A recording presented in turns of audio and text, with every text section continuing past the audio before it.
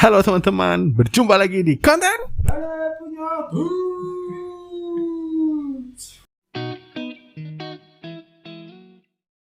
Jadi gini, minggu ini kami mau membagikan tips, bukan sembarang tips. Jadi minggu ini bukan soal budidayanya, tapi cuma kami mau membagikan pengalaman kami memasarkan produk kami, gitu ya. Utamanya ke swalayan, karena kan target market kami ke swalayan ya. Jadi dulu itu beberapa teman sempat tanya, kira-kira tuh gimana caranya memasukkan produk ke swalayan. Nah, di Balai Punya Tips minggu ini kami coba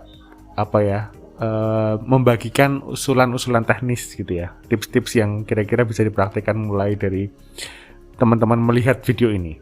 Oke, yang pertama, biasakan untuk mendokumentasikan seluruh kegiatan di dalam bisnis kalian.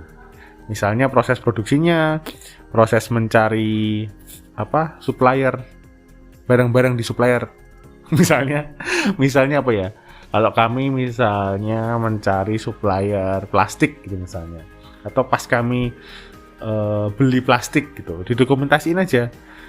Terus proses misalnya mencari rock wool gitu, atau misalnya proses distribusinya juga, proses packingnya, proses budidayanya, gambar greenhouse-nya, terus misalnya ada edukasi, pelatihan hidroponik didokumentasikan, divideokan gitu.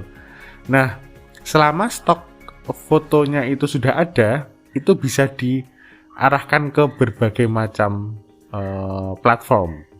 Ujungnya nanti ke penawaran produk, portofolio, tapi stok-stok foto itu bisa diupload juga ke sosial media kamu, misalnya di Instagram, atau di TikTok, atau di YouTube.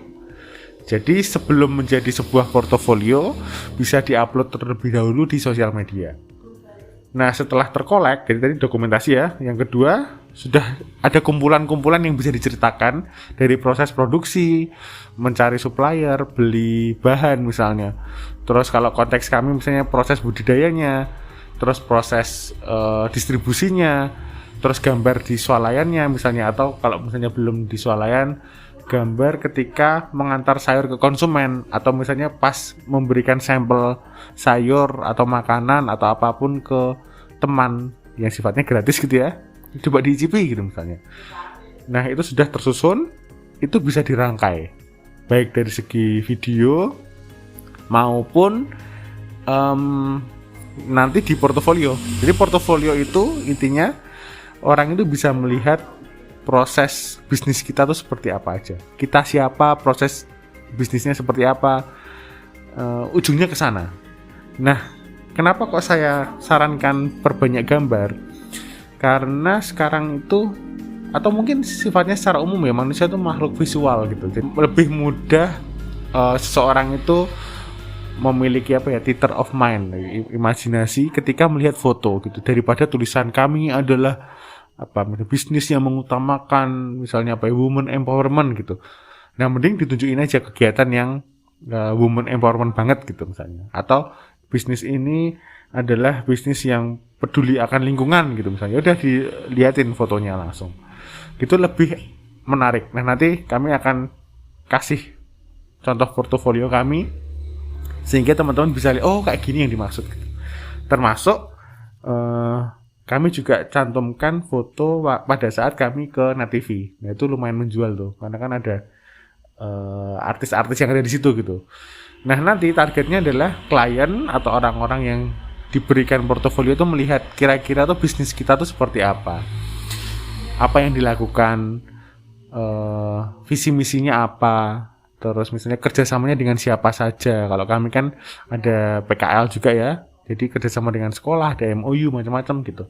Sebelum nanti mereka melihat price list kita, jadi ada nilai tambah yang ditawarkan dari sisi selain bisnis gitu.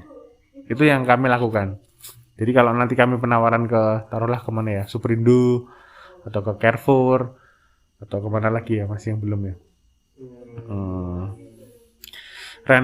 farmers market gitu misalnya. Nah, itu kami kan harus menjelaskan siapa kami. Nah, itu dengan dokumentasi yang lengkap, itu semoga klien itu bisa melihat, oh balai hidroponik itu pekerjaannya seperti ini.